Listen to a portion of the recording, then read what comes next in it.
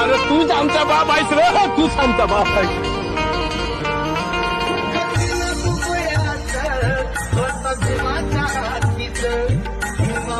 मागच्या वेळेला माझ्या आई बाळानं डॉक्टर बाबासाहेब आंबेडकर यांचं भाषण ऐकलं. तेव्हापासून आम्ही कोणालाच घाबरत नाही.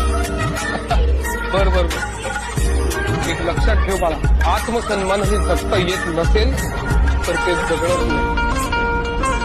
अरे किडे मुंग्याही जगतातच, पण आपण माणसं आहोत ना,